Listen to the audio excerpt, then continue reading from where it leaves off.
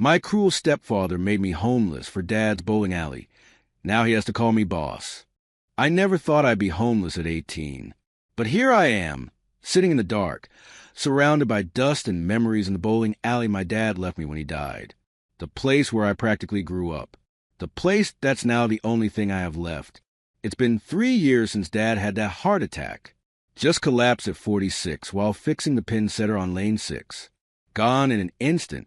Sometimes I still can't believe it happened. 1 minute he was whistling some 80s rock song. The next minute he was just gone forever. Life in small-town Greenfield, Indiana doesn't prepare you for that kind of sudden loss. My name's Matt, by the way. Not Matthew, just Matt. Dad always said Matthew was for report cards and court appearances, neither of which he wanted for me. He was right about most things, my old man. Not the best businessman, maybe, but the kind of guy who remembered everyone's name in town, who'd help neighbors move furniture without being asked, who'd let kids practice for free on slow afternoons. I've been working at Miller's supermarket since I turned 17. Nothing glamorous. Stocking shelves, bagging groceries. Occasionally helping Mrs. Peterson find the cat food. She swears they keep moving, they don't. The pay is barely above minimum wage, but I've managed to save almost $2,000 for college. Community college, at least. Indiana State, if I'm lucky. The one nice thing I had going for me was Dad's old '92 Chevy Silverado. Cherry red with a dent in the passenger door from when he backed into a fire hydrant. He swore the hydrant came out of nowhere, a story that made Mom laugh every time he told it. The truck still runs like a dream, though, mostly because Dad treated it better than most people treat their pets. Taught me everything about maintaining it, too, from oil changes to timing belts. Dad wasn't born rich, and he sure didn't die rich. But he left me something more valuable than money, sunset lanes. Our family's bowling alley since 1973, when Grandpa opened it. The place isn't much to look at from the outside. Faded sign, cracked parking lot, that neon palm tree that only half lights up. But inside was magic. Growing up, I spent more hours there than I did at home. Dad teaching me how to find my mark on the lane when I was 7, using a ball so heavy I needed both hands. Him showing me how to oil the lanes properly, explaining that each one had its own personality. The way he knew each trophy story on the wall. Like the one from 1986 when local legend Tommy Barnett bowled 3 perfect games in a row. History isn't in books, Matty, he'd say. It's in places where people laughed and lived and left a piece of themselves behind. But that was before Dad passed away, before Mom remarried David just 14 months later, before little Travis was born, and suddenly I became the forgotten son. I don't blame Mom entirely.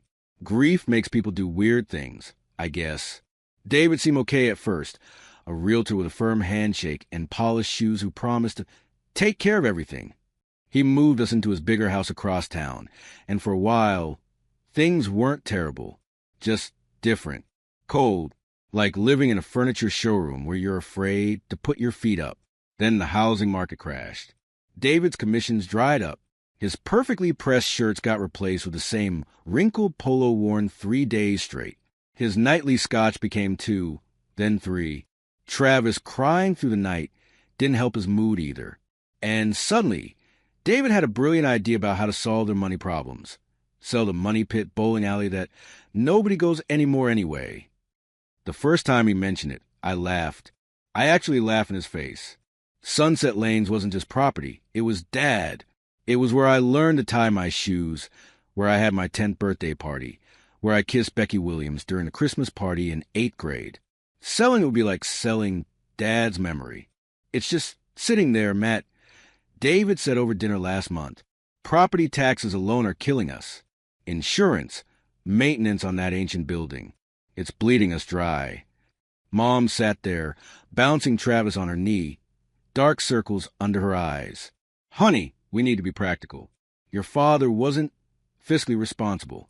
The place hasn't turned a profit in years. That night, I drove to Sunset Lanes and just sat in the parking lot for hours.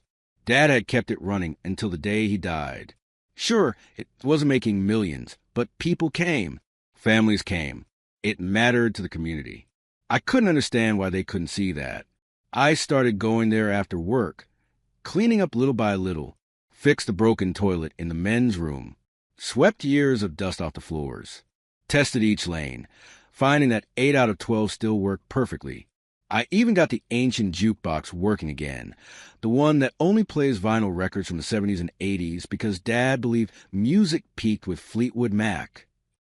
But David wasn't letting go.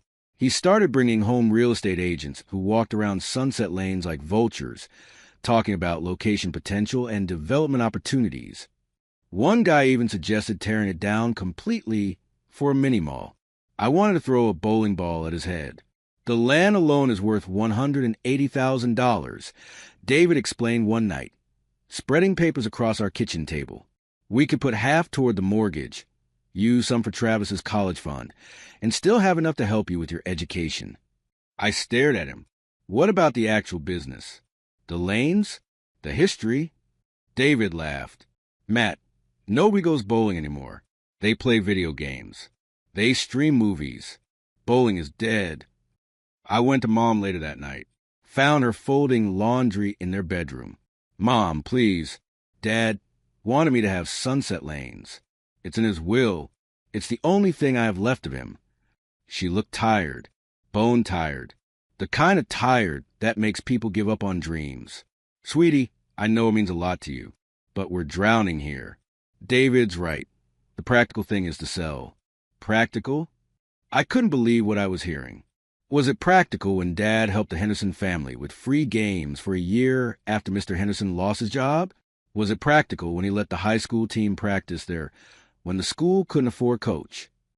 Mom just sighed. Maybe we can compromise. We sell, but make sure some of the money goes directly to your college fund. But I couldn't compromise on this. Not on Dad's legacy. Not on the one thing that still made me feel close to him. Things escalated quickly after that. David started taking interested parties to view the property without telling me. I found out when Mr. Wilson, who owned the hardware store, mentioned seeing strangers walking through Sunset Lanes. When I confronted David, he didn't even pretend anymore. Look, I'm trying to save this family. That property is the only asset we have that's worth anything. Either you sign off on the sale and help this family, or you can get out. I'm done supporting a grown man who cares more about a failing business than his own family's welfare. My best friend Alex said I could crash in his parents' garage if things got bad. It's not the Ritz, he joked, but at least the rats are friendly. I packed a bag that night, just in case. Turns out, I needed it sooner than I thought. I came home late from my shift at Miller's to find my stuff piled by the front door. Not even packed, just thrown in heaps. David standing there with his arms crossed. I found a buyer, he said flatly.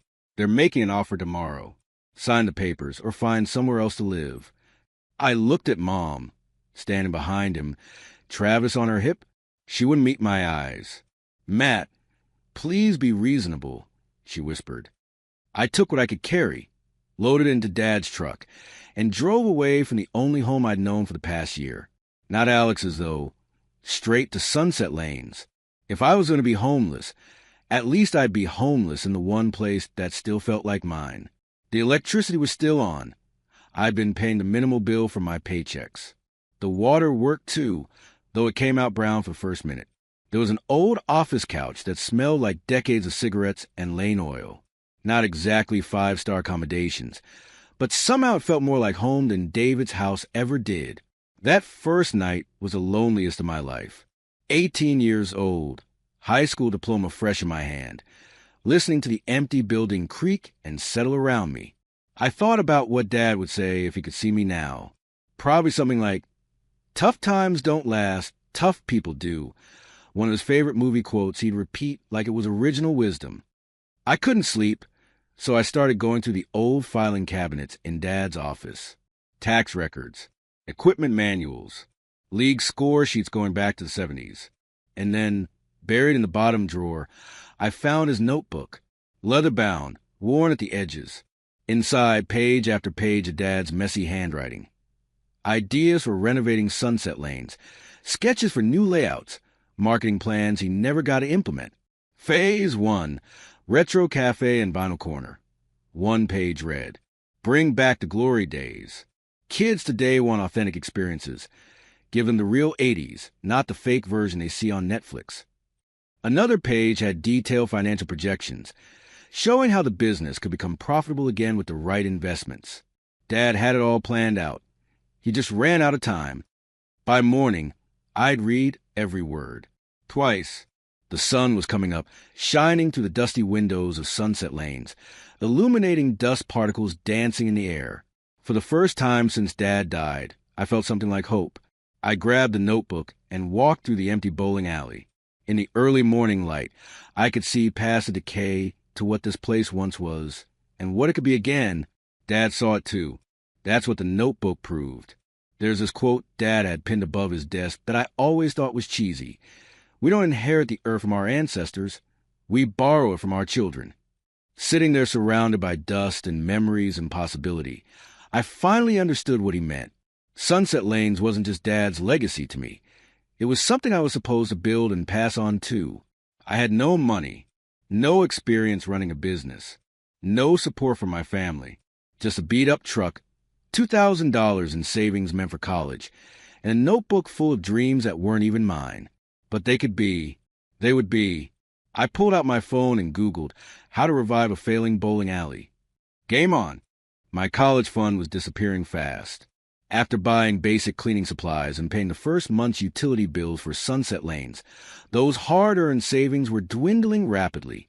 Money I'd carefully set aside dollar by dollar from countless hours of stocking shelves and bagging groceries, now shrinking to a balance that wouldn't even cover a single semester at community college. So much for higher education, at least for now. I spent that first week just sleeping at the bowling alley and trying to wrap my head around what I was actually doing. The place was bigger than I remembered. 12 lanes, a small bar area, the rental counter, an outdated arcade section with games from when Kurt Cobain was still alive, and enough dust to make an allergist's nightmare. During the day, it didn't seem so bad.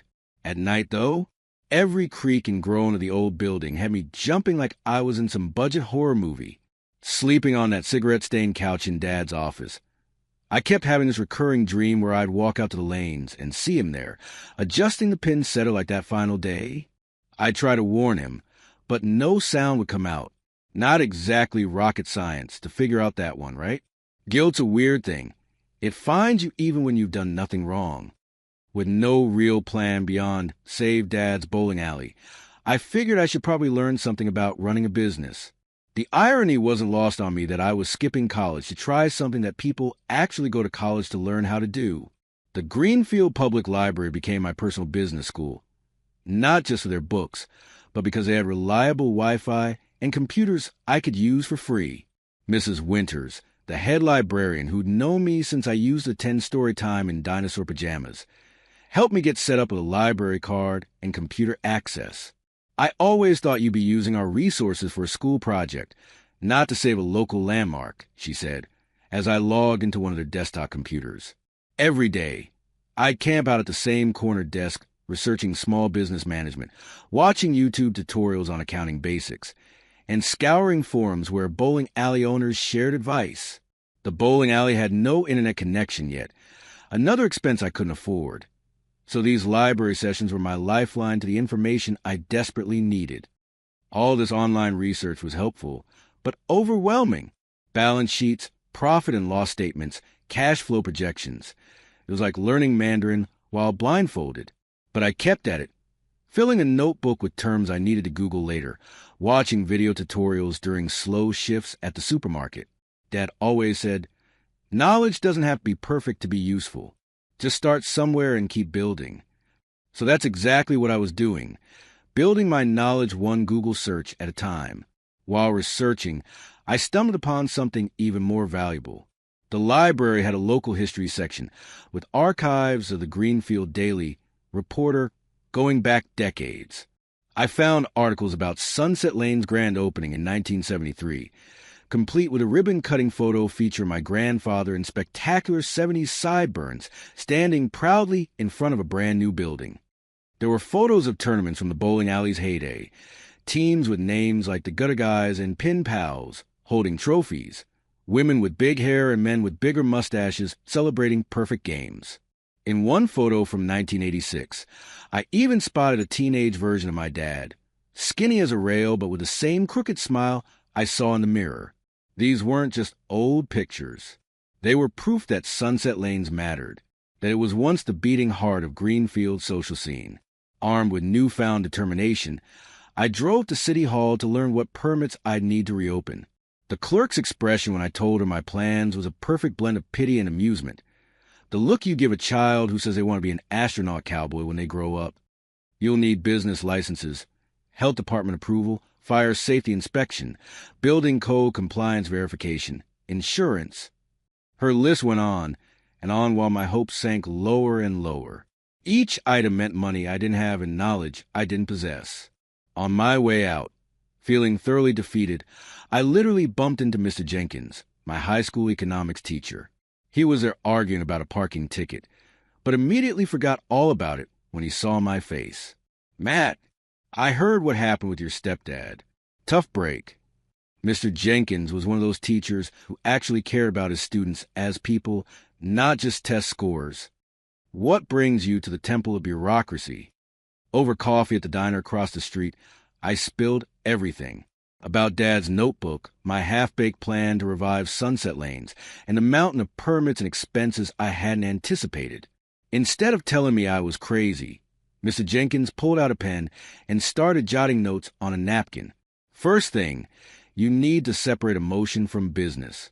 Yes, this place was your dad's legacy, but sentimentality won't pay the bills."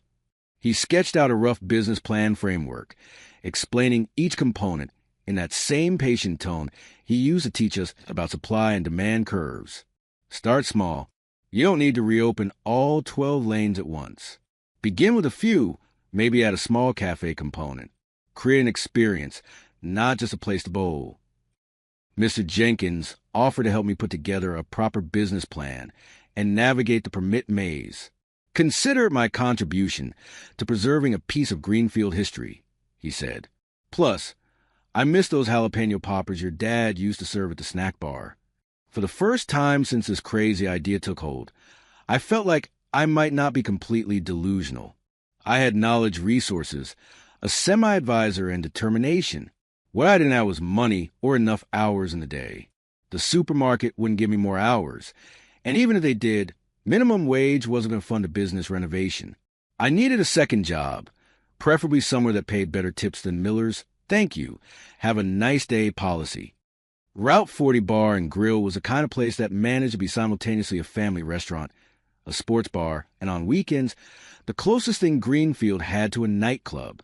They had decent food, better beer, and most importantly, a help-wanted sign in the window. The manager, Jerry, was a no-nonsense guy with forearms like Popeye and a voice permanently roughened by years of smoking. Ever waited tables before? No, but I'm a quick learner, and I need the money more than anyone else who will apply. He sized me up for a moment. "You're Bill Thompson's kid, aren't you? From the bowling alley?" When I nodded, his expression softened just slightly. "Your old man gave me my first job when I was your age. Never forgot it." He handed me an apron. "Training starts tomorrow. Don't be late, don't be hungover, and don't hit on the other servers." Just like that, I became the newest waiter at Route 40. The learning curve was steep, balancing trays, remembering orders, dealing with customers who seemed personally offended by the lack of ranch dressing on their table. But the tips were decent, especially when I worked the weekend dinner shifts. My schedule became brutal. Supermarket in the mornings, Route 40 evenings and weekends, and every spare moment at Sunset Lanes cleaning, planning, or falling asleep while reading business books. Nights at the bowling alley were the hardest. The place was too big, too empty, too full of echoes and memories. Dad used to say that buildings absorb the emotions of the people inside them. If that was true, then Sunset Lanes had decades of joy, disappointment, celebration, and loss baked into its walls. Sometimes I swore I could hear phantom pins falling or ghostly laughter when I was alone late at night. During those sleepless hours, Dad's words would come back to me. "What matters isn't what you have, but what you leave behind." He'd said it during one of our Sunday morning maintenance sessions when I complained about how much work the place required. At the time, I thought it was just another one of his fortune cookie wisdoms. Now it was becoming my mantra, the thing I repeated when doubt crept in. One night at Route 40, I was clearing tables when I overheard a group of older guys talking about the good old days in Greenfield. "Remember those midnight tournaments at Sunset Lanes?" said one, a gray-haired man with a Vietnam veteran cap. "Winner got a case of beer and bragging rights for a month." My Mary and I had our first date there. Another added, February 14th, 1979. I was so nervous I dropped the ball on my foot. Still married 44 years later, bad bowling and all. They noticed me listening and called me over. "You're Bill Thompson's boy, aren't you?" Spitting image of him at your age. For the next hour, I listened to their stories about sunset lanes, championship games, first dates, birthday parties, a marriage proposal on Lane 7 during a Thanksgiving tournament in 1975, the time the power went out during the blizzard of '82, and everyone stayed overnight, sleeping in the booths and playing cards by candlelight. These weren't just nostalgic ramblings of old men.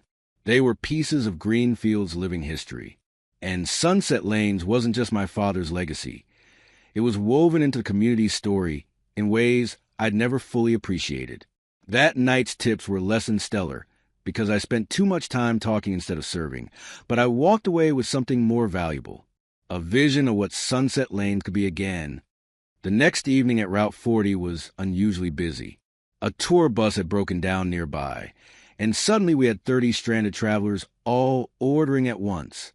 I was running between tables when I collided with Emma, one of the bartenders I hadn't worked with before. My tray of drinks splashed all over her black shirt, soaking her completely.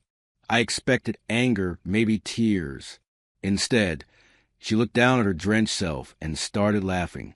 "Well, that's one way to cool off on a hot night," she said, wringing out her shirt bottom. "I'm Emma, by the way, the walking cocktail sponge." Emma wasn't like the other servers and bartenders who treated Route 40 as a paycheck between better opportunities. She had this infectious energy and genuine interest in people that made everyone around her feel like old friends. She was working her way through college, studying interior design at Ball State, while bartending nights. During our shared shifts, we'd talk during brief moments between orders. She was curious about everything. My life, my plans for Sunset Lanes, my dreams beyond Greenfield. No one had asked me about those things in a long time. My grandfather proposed to my grandma at that bowling alley, she told me one night, while we were restocking the bar. Thanksgiving tournament 1975. Got down on one knee right after bowling a turkey. She said it was the luckiest strike of his life. I remember that story from the old-timers. Lane 7, right? He had the ring hidden in his bowling bag. Emma's eyes widened. "How did you know that?" Some of the regulars were talking about it. Apparently, it was quite the spectacle. "It's family legend in our house," she said, smiling. "Gramps says he was so nervous, he almost dropped the ring between the floorboards. They were married for 43 years before he passed." Something clicked in that moment. Sunset Lanes wasn't just my connection to my father. It was Emma's connection to her grandfather. And who knew how many other Greenfield families had their own bowling alley stories? That weekend, I gave Emma a tour of Sunset Lanes. She walked through the dusty building with genuine interest, not the pity most people showed when they saw the state of the place. "This has so much potential," she said, running her hand along the vintage ball return. "You could really play up the retro vibe, make it a destination, not just a bowling alley." As an interior design student, she saw possibilities where I just saw problems. She talked about color schemes and lighting that would honor the 70s to 80s aesthetic while making it feel fresh, about creating Instagram-worthy corners that would attract younger customers while preserving what made the place special. "People my age are obsessed with authenticity and nostalgia for eras we never experienced," she explained. "This place is a gold mine of genuine vintage cool." Emma's enthusiasm was contagious. That night, I created an Instagram account for Sunset Lanes with the hashtag #SaveSunsetLanes. I posted some of the old newspaper photos I'd found, alongside current pictures of my cleaning and repair efforts. Nothing fancy, just honest documentation of trying to save something that mattered. To my surprise, people started following. First, just a few local folks, then friends of friends, then strangers who appreciated restoration projects or Americana nostalgia.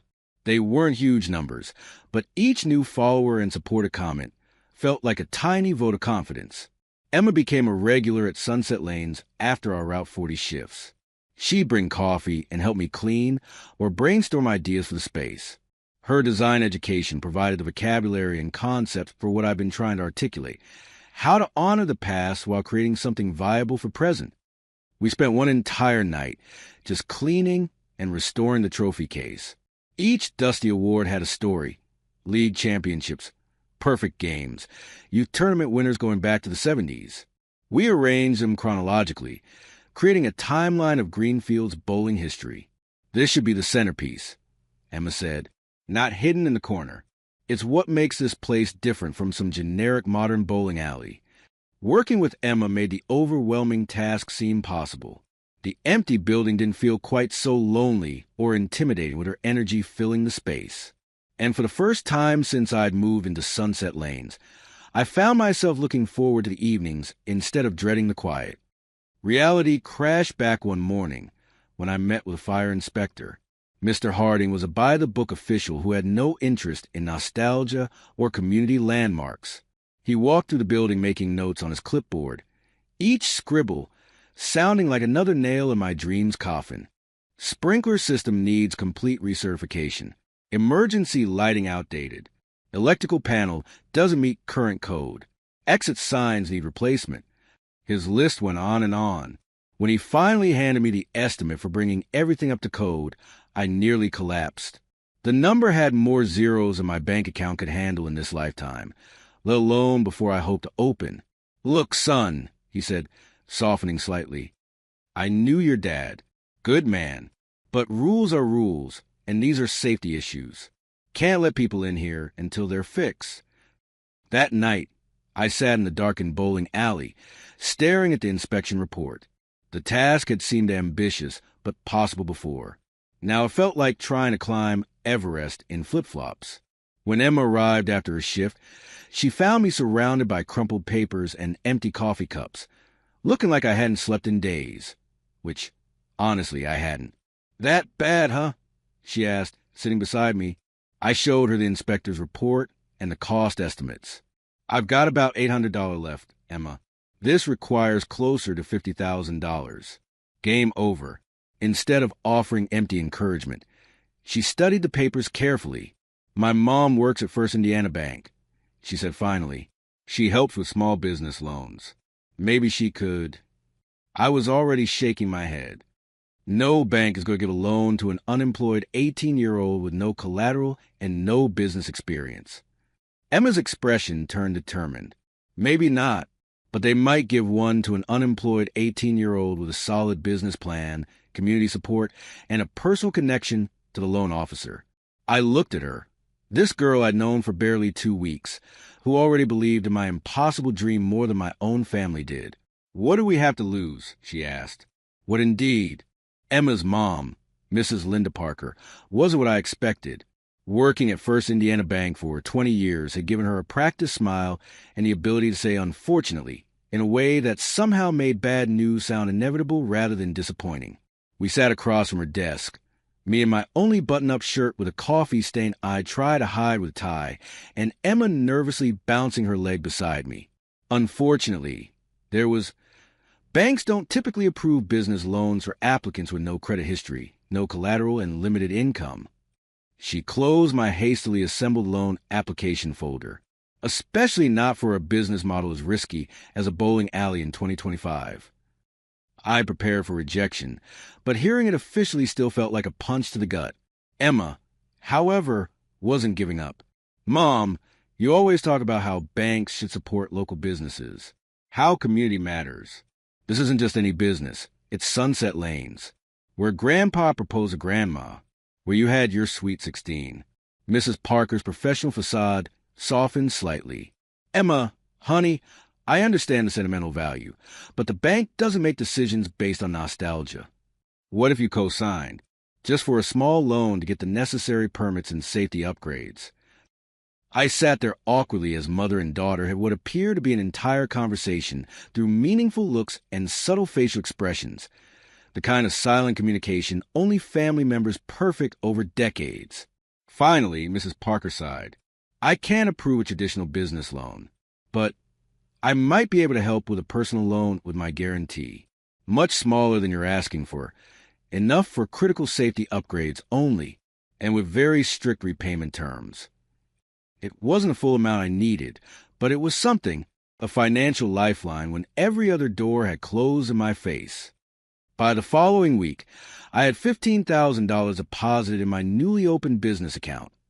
My first legitimate step toward becoming an actual business owner rather than just a kid with a crazy dream. I immediately paid for fire safety upgrades and submitted paperwork for the permits I'd need to eventually open. I thought getting the money would solve my biggest problems. Turns out, it just gave me access to a whole new set of challenges. The city zoning board questioned whether the building's existing commercial designation was still valid after being vacant for so long. The water department discovered corroded pipes that needed replacing. The electrical inspector found outdated wiring that wouldn't support modern equipment. Every day brought a new obstacle, usually with another four-figure price tag attached. The loan money evaporated faster than morning dew in July. Meanwhile, I was still working both jobs, stocking shelves at Miller's in the mornings and waiting tables at Route 40 evenings and weekends. My schedule was brutal. Up at 5 a.m. for the supermarket, then to the bowling alley to meet contractors or inspectors during any break, then to Route 40 until midnight, followed by a few hours working on the bowling alley before collapsing on the office couch for a few hours of sleep. Rinse and repeat. Some days I was so tired I'd find myself standing in the cereal aisle at Miller's with no memory of how I got there or what I was supposed to be doing. You're going to crash and burn if you keep this up. Emma told me one night at Route 40 after I nearly fell asleep while taking an order. The customer had to repeat "no onions" 3 times before it registered. I'm fine, I insisted. The universal lie of the not fine. When was the last time you had a full night's sleep? Or ate something that wasn't from the Route 40 kitchen, or a vending machine? I couldn't remember, which probably proved her point. The next day, Emma showed up at Sunset Lanes with groceries, a new pillow for the office couch, and strict instructions that I was to take the entire evening off. No work, no renovations, no planning. Just a home-cooked meal and 8 consecutive hours of sleep. The bowling alley will still be here tomorrow, she said, pushing me toward the couch after dinner. You're no good to this place if you work yourself into the hospital. She was right, of course. That night was the first time in weeks I slept without dreaming about building codes or bank loans. It wasn't a solution to my mounting problems, but it was a much-needed reset. Emma's support went beyond just making sure I occasionally functioned as a human being. One day she showed up with a decent camera and tripod. You should start documenting this journey, she suggested. People love restoration projects. It might bring more attention to what you're doing here. The idea of putting myself on camera seemed ridiculous at first. I was just a small-town kid trying to save his dad's bowling alley, not some influencer with perfect teeth and practiced charisma. But Emma was persuasive, and social media attention could only help with community awareness. So I started a YouTube channel called Saving Sunset Lanes. Nothing fancy, just honest videos about the restoration process, the challenges, the small victories. I talked about Dad sometimes, about what the place meant to the community. I showed the broken things and the fixed things, explained what I was learning about business along the way. The first video got 43 views, mostly Emma, her mom, and apparently a few regulars from Route 40 who took pity on me.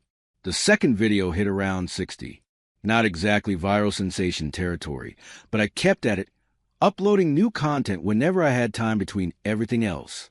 Slowly, a small community started to form around the channel. Comments from locals sharing memories of the bowling alley. Practical advice from retired contractors.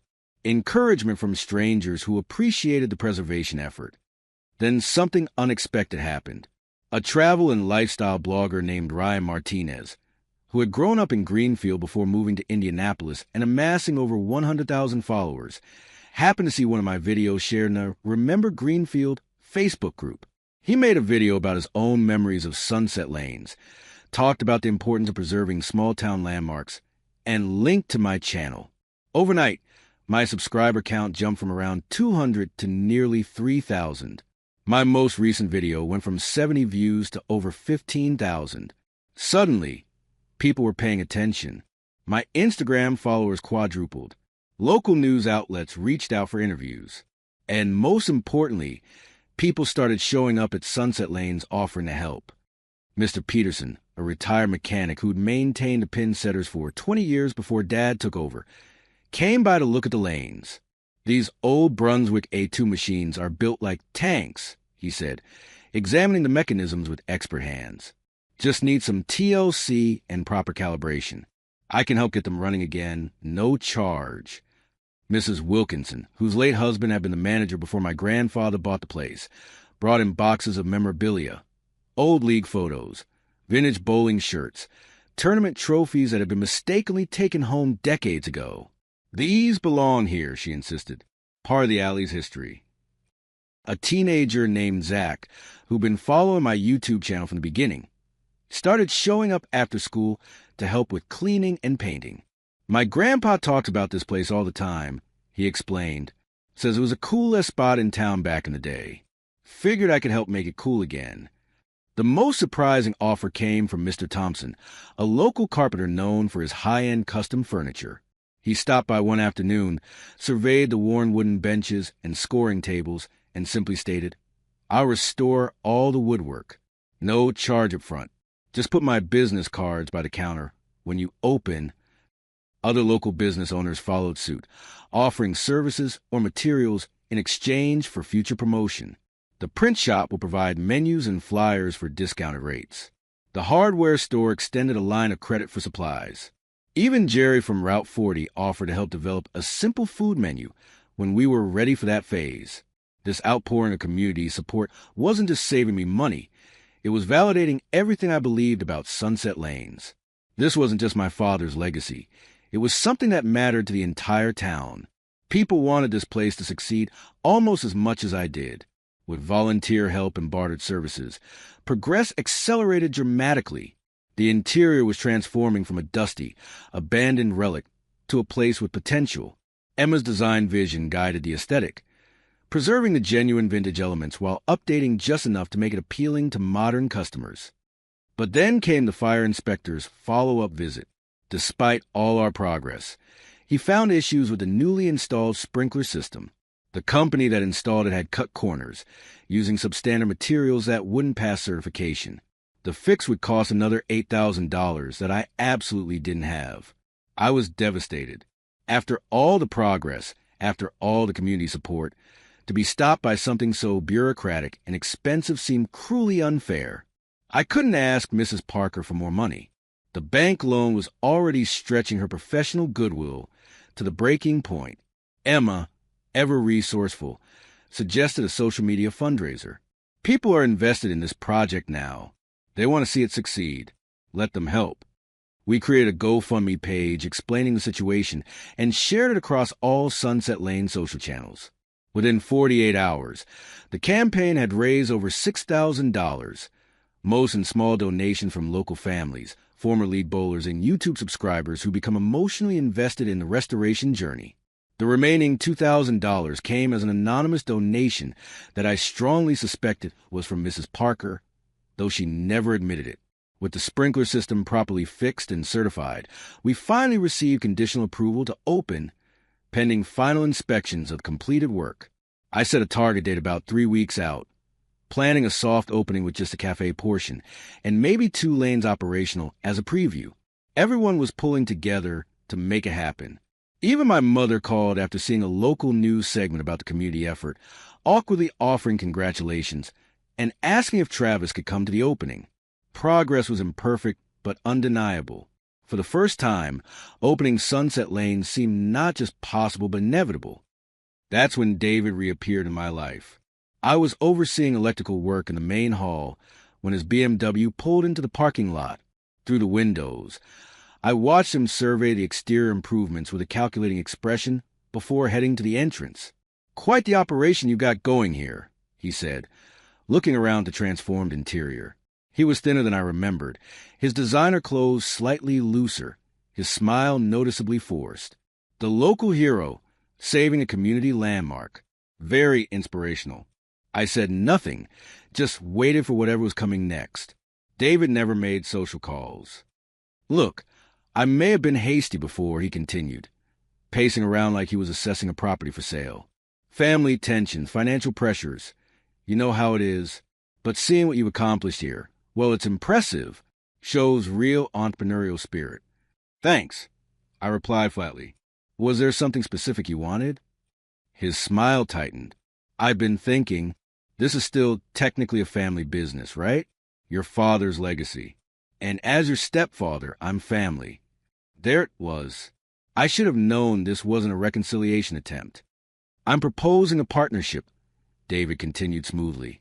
"I have business experience, connections with local officials that could smooth out any remaining permit issues.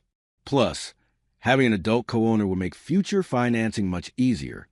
And in return for all these benefits, you want a modest share of the business, say 40%, for helping you navigate the adult business world." I almost laughed out loud. "You kicked me out of the house when I wouldn't sell this place. Now you want to own nearly half of it without investing a penny."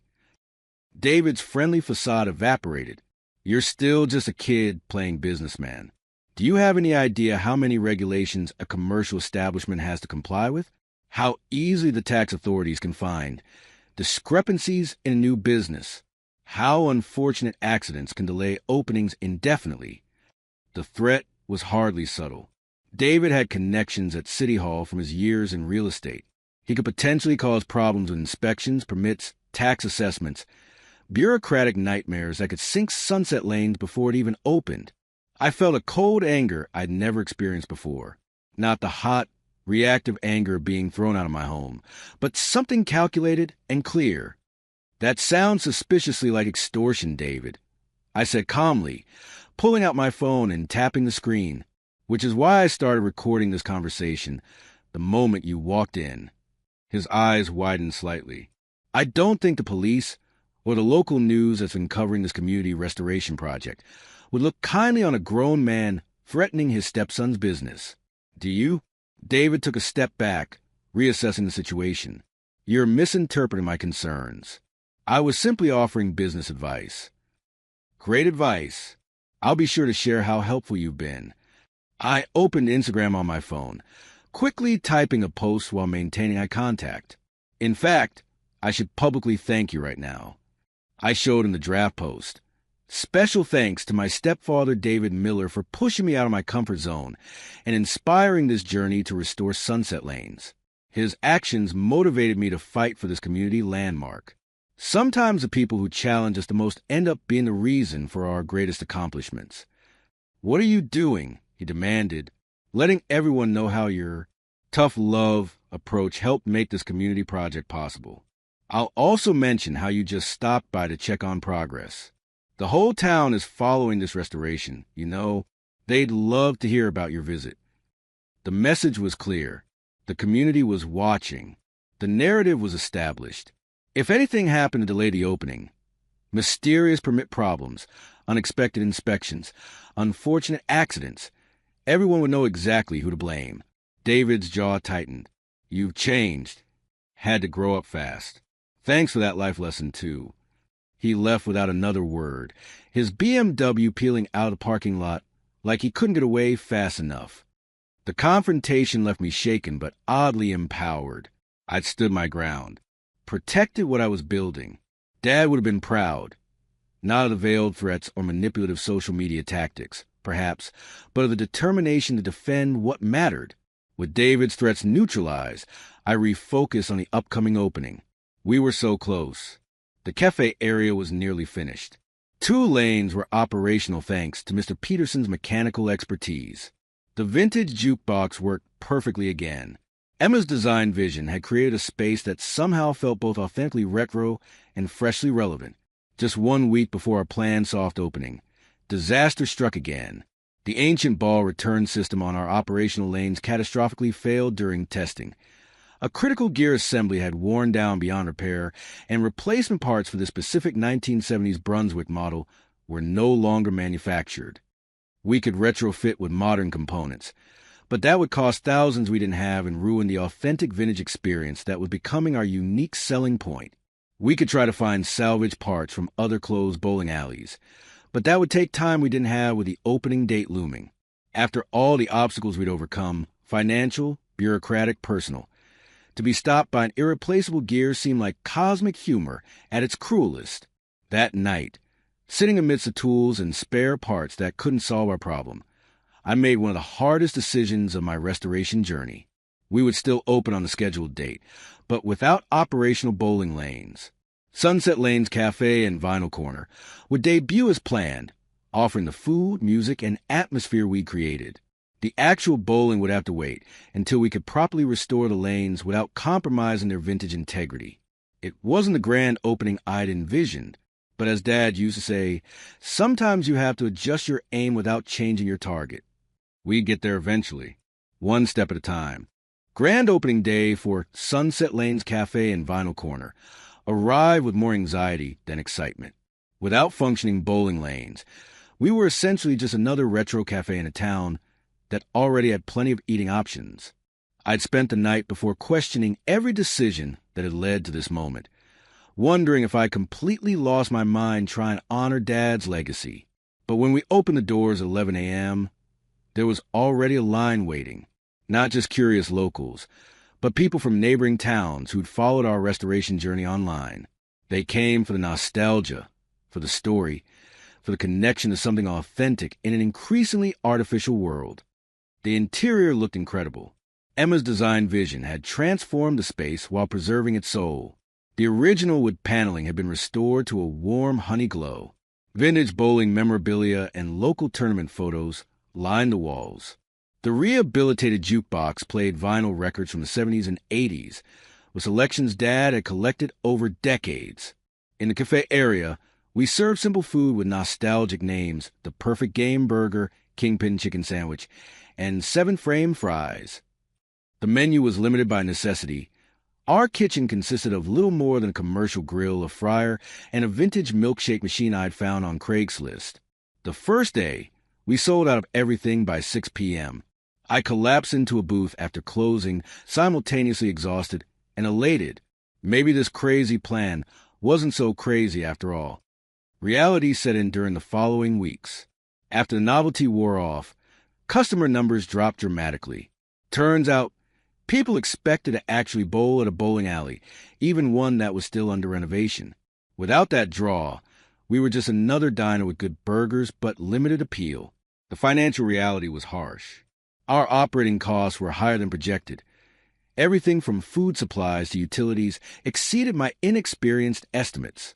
Revenue wasn't keeping pace, and I was burning through our limited capital at an alarming rate. I had to make painful cuts. We reduced operating hours, closing on Mondays and Tuesdays completely. I let go of the part-time cook I'd hired, taking over kitchen duties myself. My daily schedule became even more grueling. Prep cook in the morning, waiter during service, cleanup crew at night, and renovation worker during any spare moment. Emma noticed the toll it was taking before I did. One night after closing, as I was tallying the day's disappointing receipts, she silently placed a cup of coffee and a sandwich beside me. "You haven't eaten since breakfast," she said, "and you can't run this place if you collapse from exhaustion." Her small gestures of care had become a constant during those difficult weeks. While others might have walked away from the stress and uncertainty, Emma leaned in. She'd stay late helping with cleanup, bring homemade food when she knew I'd forget to eat, and somehow always find ways to make me laugh even on the worst days. "You know," she said one evening as we were closing up, "my design professors always said that the most beautiful spaces are the ones with visible history, where you can see the layers of life that have happened there." She looked around at the vintage bowling alley, at all our work. I think that's true for people too. In those struggling early weeks, Emma and I grew closer than I ever expected. What had started as a workplace friendship deepened into something I couldn't ignore. I found myself thinking about her when she wasn't around, looking forward to seeing her smile, valuing her opinion above anyone else's. The business might have been struggling, but personally, I never felt more supported or understood. One night, as we sat exhausted on the newly refinished lanes after another disappointing day of low sales, Emma looked at me with unexpected seriousness. "This place will work, Matt. Maybe not exactly how you planned. Maybe not on your timeline, but it will work. Because you believe in it, and now I do too." I realized then that somewhere along this crazy journey, I'd fallen in love with her. That whatever happened with Sunset Lanes, meeting Emma had already made every struggle worthwhile. Then fate intervened in the most unexpected way. A woman in a crisp pantsuit walked in 10 minutes after closing time. I was about to explain we were closed when she introduced herself as Meredith Coleman, location scout for Fairfield Productions. They were filming a period piece set in 1980s small-town America and had been struggling to find authentic-looking locations. "Someone on our team saw your Instagram account," she explained, taking photos of the interior with her phone. "This place is perfect, genuinely vintage without looking like a theme park version of the 80s. Exactly what our director has been searching for." Emma squeezed my hand excitedly as we listened to the unexpected proposal. 2 weeks later, Sunset Lanes was transformed into a movie set. They needed the space for 6 days of shooting, paying me more for that week than the cafe had earned in the previous month.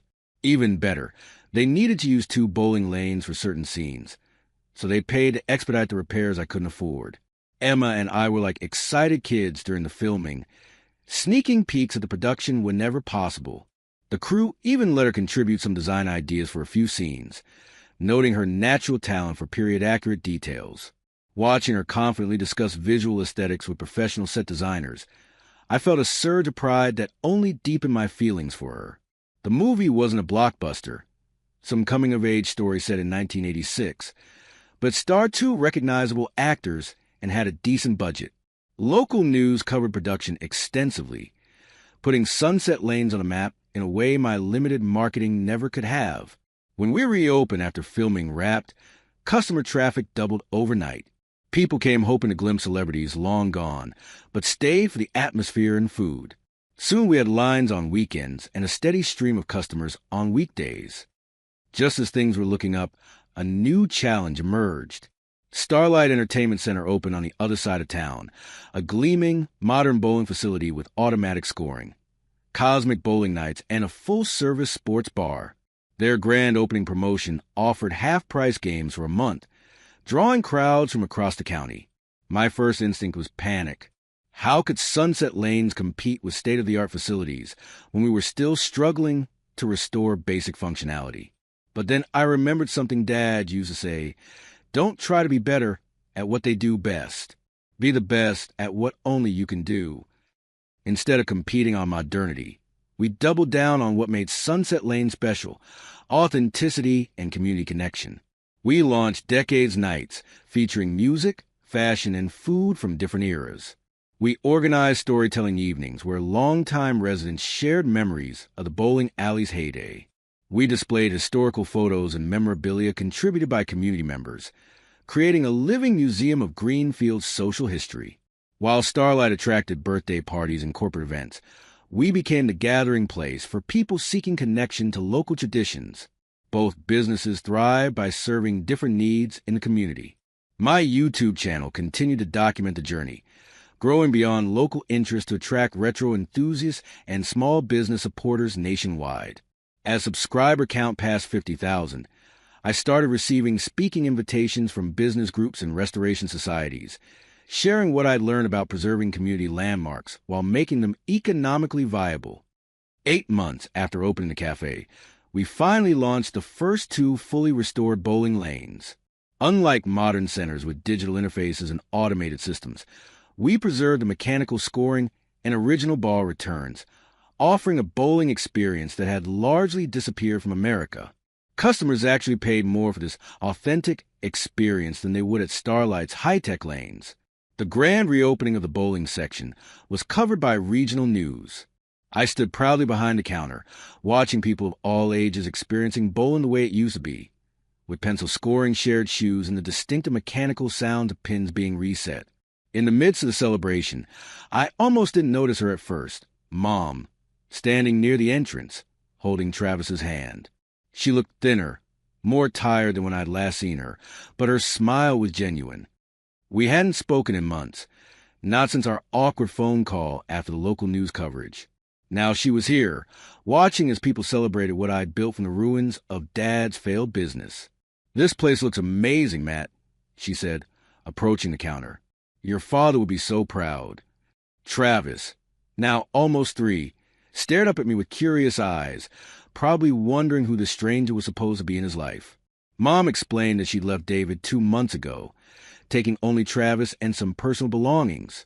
His controlling behavior had worsened after his confrontation with me, his financial desperation making him increasingly erratic. "I should have stood up to him sooner," she admitted. "Should have supported you instead of him. I was just so tired and scared of starting over again." Part of me wanted to hold on to the anger, to make her feel the abandonment I'd experienced. But looking at her, clearly struggling but making an effort to reconnect, I recognized that holding grudges wouldn't honor Dad's memory. "Are you staying somewhere safe?" I asked. She nodded. "Small apartment across town. I got a job at the supermarket, but it barely covers rent.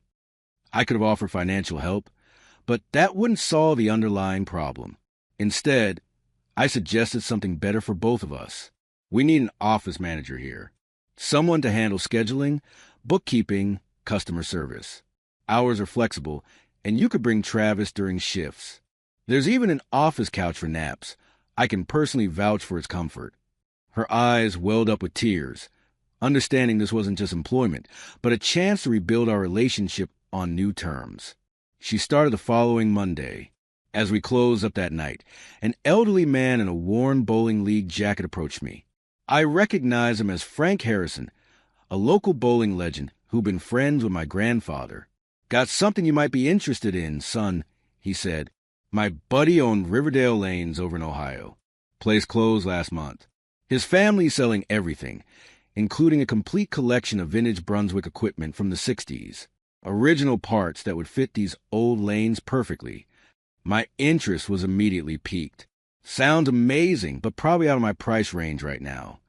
Harrison smiled knowingly. Maybe not. Let me tell you why this collection is worth every penny. 2 years can change everything."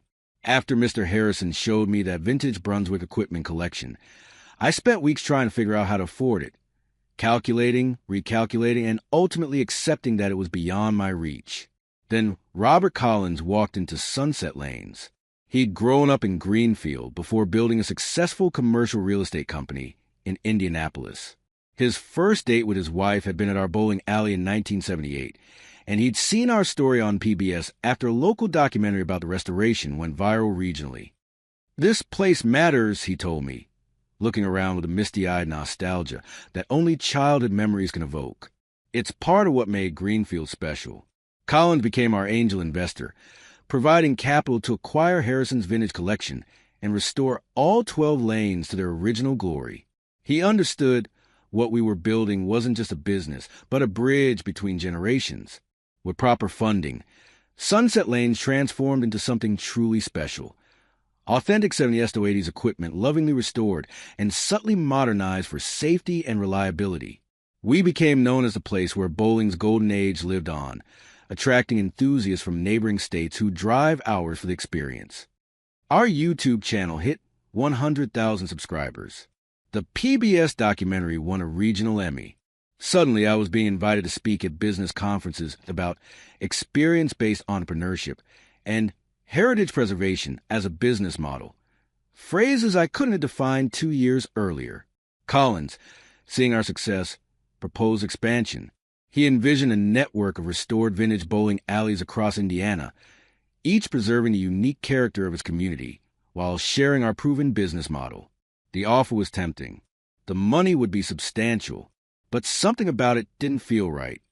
Dad never wanted an empire, I explained to Emma one night as we discussed the proposal. He just wanted a place that mattered to people, that preserved something worth keeping. Emma, now running her own thriving design studio specializing in authentic retro interiors, understood completely. Some businesses should grow, others should deepen.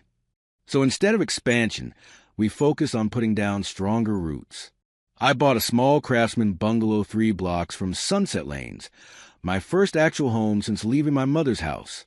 We launched a community history museum in the bowling alleys and used office space, displaying photographs and artifacts from Greenfield's past. With the business stable, I established the Bill Thompson Memorial Scholarship for local high school graduates pursuing business or historical preservation studies. Each year, the scholarship helped one kid who, like me, had big dreams but limited resources. Mom thrived in her role as office manager, developing systems I'd never have thought of. Little Travis became the unofficial mascot of Sunset Lanes, charming customers and learning to bowl with a special ramp we installed for children. I published an e-book guide to restoring historic bowling alleys, sharing everything I'd learned through our journey. It became a niche bestseller among preservation enthusiasts and small-town entrepreneurs looking to revitalize their own community landmarks. 3 years into our successful revival, a familiar BMW pulled into the parking lot. David looked different. The designer clothes replaced by off-the-rack basics. The confident swagger diminished. His real estate ventures had collapsed, leaving him nearly bankrupt. "I need work," he admitted, visibly struggling with the humiliation of asking for help from the stepson he'd once thrown out. The old me might have savored this reversal. The new me remembered Dad's philosophy. Success isn't about getting even. It's about getting better. I offered David a job managing parking for our increasingly busy lot, especially during weekend tournaments. Not glamorous work, but steady income with dignity attached. Over time, he earned respectable status among our staff, eventually acknowledging that what we'd built had value beyond just dollars. On our 5th anniversary, we hosted a grand bowling tournament and charity auction that drew participants from 3 states. Everyone who'd been part of our journey was there. Mrs. Jenkins, the economics teacher, Mrs. Parker from the bank, the old-timers who'd share memories, Zach, who'd volunteered after school and was now our assistant manager. As twilight fell and the neon Sunset Lane sign glowed against the darkening sky, I knelt beside the lane where Emma's grandfather had proposed to her grandmother decades earlier. The entire bowling alley fell silent as I asked her to marry me. Her tearful yes was drowned out by spontaneous applause. Later that night, as the celebration continued, I found myself in the back office, sorting through some old files. In a dusty box marked William Sr. Papers, I discovered my grandfather's original business plan for Sunset Lanes from 1973, followed by my father's updated plans from the 90s. Their handwriting was different. Grandpa's precise and formal, Dad's looser and more expressive, but their vision was remarkably similar to what we'd ultimately created. A place that honored tradition while remaining relevant. A business that measured success not just in profit margins, but in community impact. I added my own business plan to the box. 3 generations of Thompson men who understood that bowling wasn't just about knocking down pins. It was about creating a space where memories could be made and preserved. Emma found me there, lost in thought among the family papers. "Everyone's looking for you," she said. "The toast is about to start."